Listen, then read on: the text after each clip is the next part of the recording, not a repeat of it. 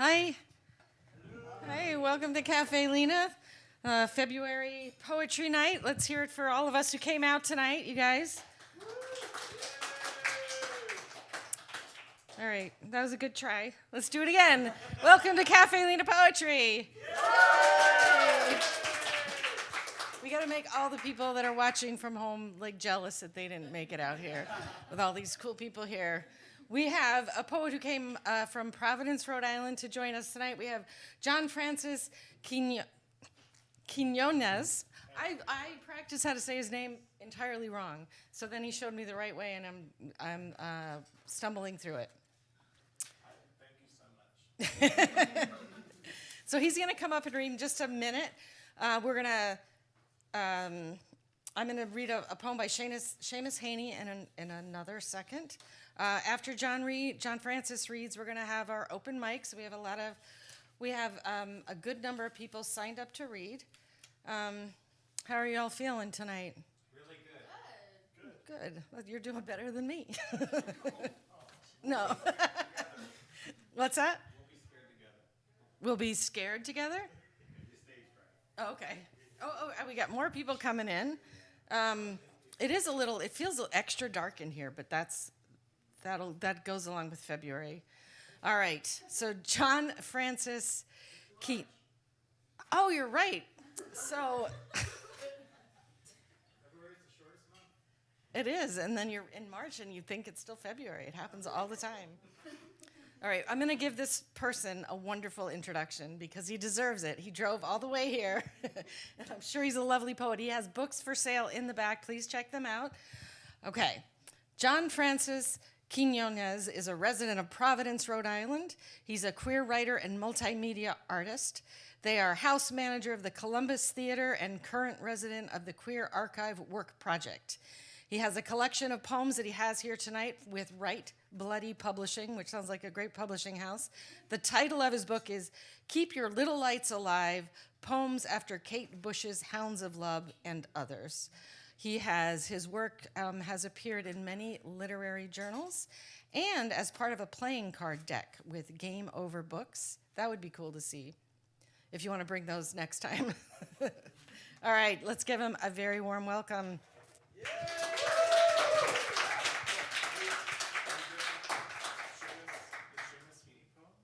Oh. Oh my God, I'm so sorry. No, I spent hours finding a poem to open up with, and I forgot about it. So I'm going to read it now because John Francis very kindly reminded me. This is called Scaffolding by Seamus Haney. Masons, when they start upon a building, are careful to test out the scaffolding. Make sure that planks won't slip at busy points, secure all ladders, tighten bolted joints. And yet all this comes down when the job's done, showing off walls of sure and solid stone. So if, my dear, there sometimes seems to be old bridges breaking between you and me, never fear. We may let the scaffolds fall, confident that we have built our wall. Is that nice? Yeah. Sometimes the Irish are positive. All right, let's hear it for John Francis.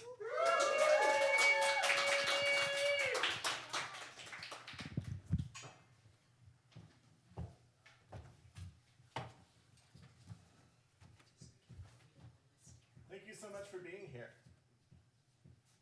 Dead silence. I appreciate it.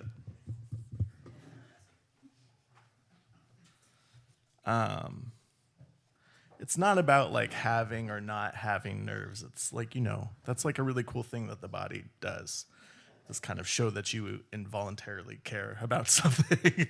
But it's gross, it can feel gross inside. And we have all shared a really wild chapter of existence over the last span of time. And now we're all here in this really sweet room sharing poems with each other. And that rules. Again, that's a weird thing to be silent about. March 1st, 2021. I've come to notice that in my dreams, all your hairs are smaller. Why you don't use my waking hours to grow them, I don't understand. These things take time, sure, and rest, sure. Come on.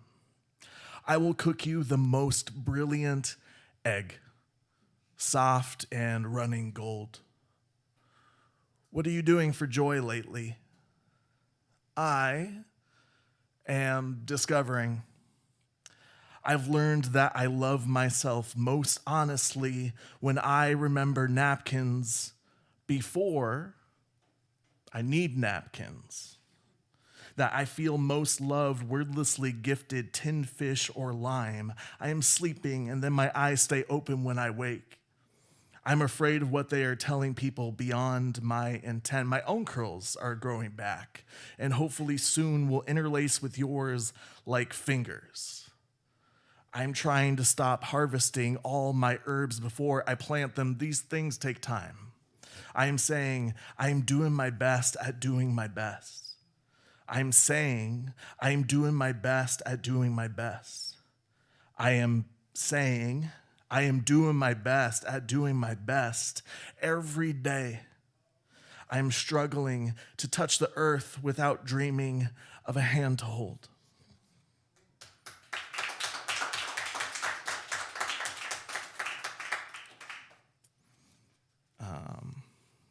It's such a gift to be here with you, driving through the bleak winter to soak up the rays of your company.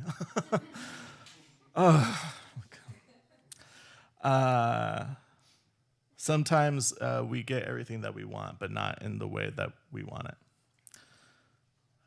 I know in some ways I must be answering for all the times I begged for more time in my kitchen.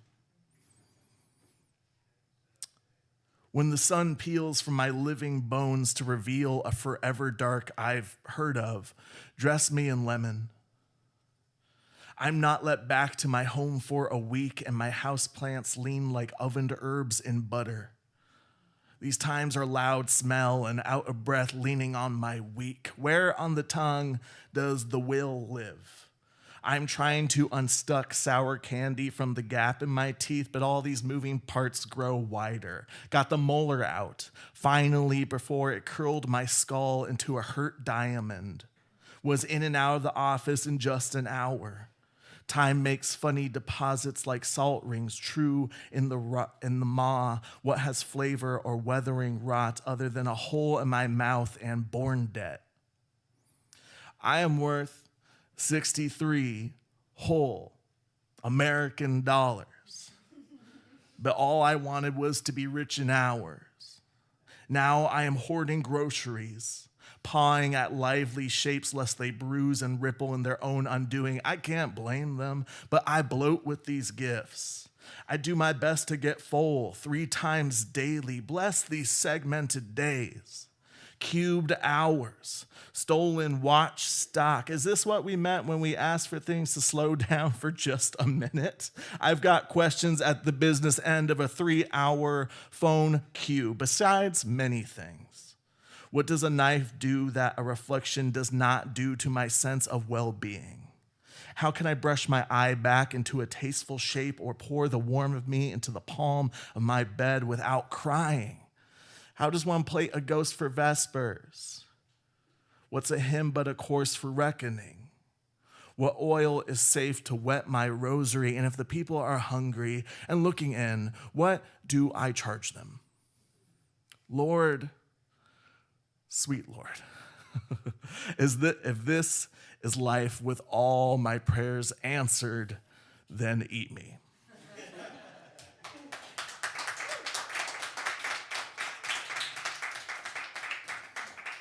Thank you so much. Humor me, and on the count of 2, let's do a deep breath together. Okay? Cool. On the count of 2, 1, 2. It's been a weird time. And I have to say, if you're having like the tough experience of being someone that feels so many things all at the same time, so much that they are all trying to come through the one singular doorway that is you, the person, I can't suggest, from personal experience, I can't suggest the somatic experience of being an extra in Hocus Pocus 2. Because you will see Bette Midler. And it will break you for some reason.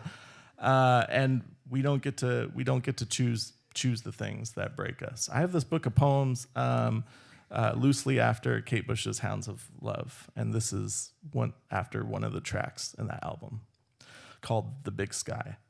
The poem is called The Big Sky. I don't know what to tell you. Morning breaks over me, and I cannot reach for the hot glass without my hands shaking. You offer yours, but how do I grasp back without alarming you to my inherent rigidity? Hello, I'm trying to do my best work with the shapes inside me, okay? I can't always be responsible for my sharpness, and I need to know if I've hurt you. I'm trying to make myself a better person through the soft dad hands of my barber, and I can't let him see me cry yet. He scrapes the bristle from my throat, and I am so thankful for my mug so smooth, ravaged, winter cold with menthol upon my quick leaving. There's an inherent violence to all of this. I think gazing out over a fleeting New Hampshire. Window side, I am seduced by the gut, heavy blue. Kiss me on my big spiny mouth, Nashua. Stop me if this turns you on, but what is God's whole omnipotent deal? Does the plan exist to till my spirit, or are my roots just coming up? I hear the whining, but won't call back, I am sure. I'll get to it in time, and in time, even more so. I didn't pay, and this is a moment in the poem that I keep having to edit. I didn't pay $33 to be alone on this bus, but I don't get to choose anyone ever, not even the light I return to, not even when to wake, really. I'm trying so hard all the time to not let my body harbor debt without consent, but when I wake, coins spill off of me. Peel off my back and dance away through the kitchen. I crush an egg into the pan, a smaller sun over a small sun, and I get to keep living, most uncertain of the cracks in things. Promises still get made, and time makes them into angry ransom letters. This hurts me, but I vow to never eat cheese again in daylight. I eat a whole pizza in the dark. And finally, weep one morning at a single tree erupting with birds who twist and burst into the soft, bashful sky. What a gift. What a relief it would be to be simply broken, and yet I still remain so wildly and dangerously whole. Thanks. Thank you. I hope for better and for worse that in this brief amount of time you may get to know me a little bit better, and I may get to know you. But maybe after we're done. I don't dance. I have sex with strangers. I am trying in my quiet way to be known, but I struggle to find the words. When my grandmother asks, do kids still dance? Do you dance? The omission to me feels more honest. Truthfully, even when the hammer of life stands still, I throw myself iron hot against it and anyone begging, change me. Change me, make me malleable. But I cannot tell her that. I do not want to be this throat damned, kettle-eyed, collar beige, a falsehood cairn in constant danger of falling apart completely like a tall bowl of oranges. Gosh, that is likely much for anyone, let alone my own legs. They go tinder buckle in the heat of the night. So no, I do not often dance, but I say, yeah, yeah, sometimes. Love, I find, is better carried by open arms. I'm burdened by the juggle of total transparency. Well, actually, I don't believe that. But I mean, how much do you really want to know, abuela? Each tiny, not a lie, is a class to keep me a single me. So let us not shine the light too brightly hither. Once I caught the waning moon splitting my shadow in three and found the dark selves only. Do you follow? I already drag my feet, but you know this. I have my tells. My sweat goes sweet. My vowels limp, calls and prayers unanswered. I do want better for us. I do. I do. I want whatever faith fills Tia Helen's house with porcelain roosters or keeps the earth mill tilling my feet to powder. But when this morning comes and the sun does its setting, I can't help but notice she already carries too much to possibly hold on to. I watch her go through her purse in circles, go through the kitchen all through the night, go out into the yard and back, lock the doors, unlock the doors, rummage through all my packed bags, thinking maybe I only just got here instead of me leaving. She makes all my belongings consolation across the house, hangs my ready shirts, scatters my tiny treasures. To calm her mind, I say, I'm coming back. I love it here. I am coming back soon. I leave in the morning, but I am coming back soon. And when she washes my gifted knife dull and white, I say, these small things mean as small to me. It's fine. It doesn't matter. And then the worry gone like the simmer off the flame. The untruth open like the copper round my wrist, one of the few links that tethers me to this withholding earth. These small things mean as small to me. She asks, wait, where are you going again? And I say, dancing.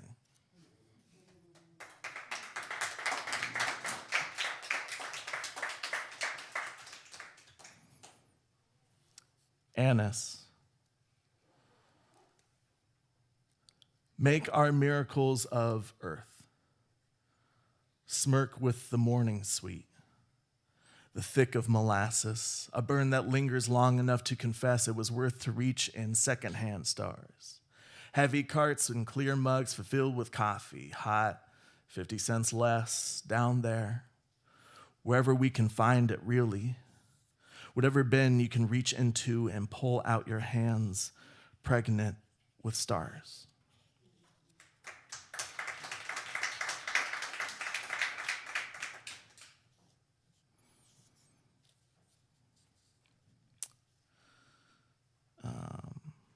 A quote from my friend Eric DeVigi.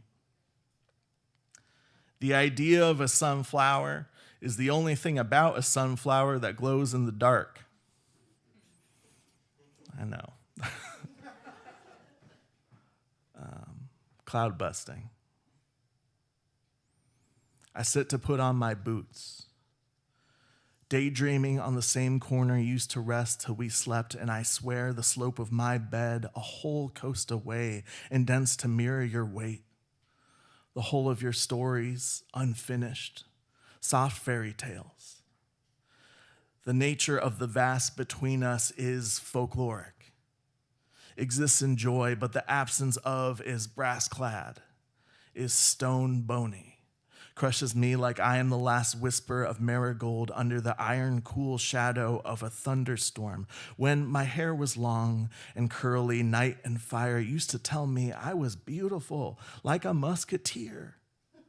And still, when I shaved it all off, and still not knowing this is all I wanted to be to anyone, lamenting the long dresses and satin I threw away to live here with you, to keep dry of your salt rain, or so I thought. 1942, Wilhelm Reich builds a machine for producing rain clouds before he's abducted in front of his son. Left a cloudbuster without a master, and the magic of the thing leaves with the absence of its dreamer. 2016, 2017, 2018, 2023. They say tired. They say blood sugar. They say dementia. They say family. They say Alzheimer's. And now my memory of your stories is desperate. And the wonders of my heart seem a quiet story to an empty bed. I think so often of your wide range of yarns to spin and worry to what end time unwinds you. I still look in shock at the empty gaps in my closet, staring back at me like the blue between clouds, woven and torn apart in jagged monument, and think it must be miles before we can even rest between these known places. To what end do I tell you of this queer? When I fear more of my heart will leave with you, pues mira. All trans bodies tear through the white satin ocean, whisper hand in hand on leaving. Cloudbusters with no hand at the wheel. And can't you see my shape among them? Mira, pues. I think to call and tell you everything again. Give to you my new name and be beautiful still, the glow of a story after the life of its teller.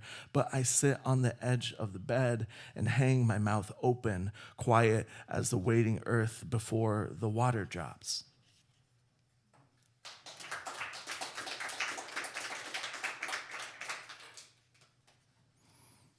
Thank you all so much.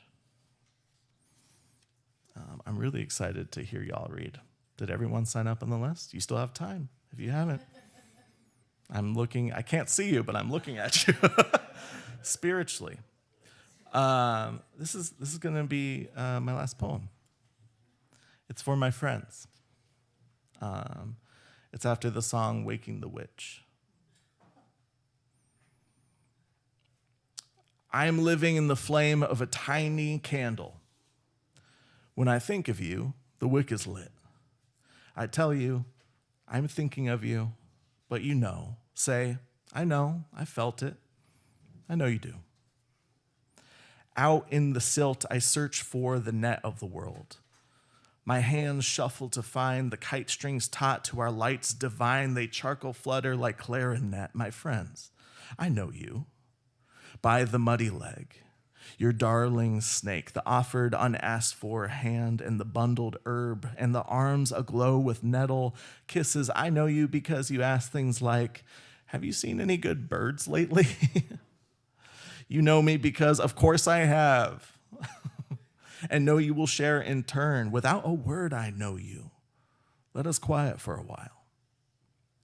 When I look out across the pond, y'all baubles like apples in the night, fallen moons in the pewter wash. My friends, I beg you stay well and river clean. Mind your toes for snapping turtles. I am not joking. I hold my breath, midnight every dive beyond my line of sight. And yes, I listen. I heard you last time. Friend, remember the way you sang from the car door at passing traffic? It's a spell. Do not hurt me or my friends. That's a spell. I know there is no way it wasn't. I know it to be true. I feel this. I feel you with me always. I wake thinking on you and visit your dreams if you'll have me. I love you. Every day, I love you. With all of this, I'm reaching out, wading hip deep into the water and pulling at every ripple as I wake to them like rains. Thank you so much. Thank you, Caffe, Lena. Thank you, Carol. Thank you, Joe. Thank you, everyone in this room that is about to read, because everyone in this room is about to read a poem. Maybe you didn't know, but I just voluntold you. All right, thank you. Bye.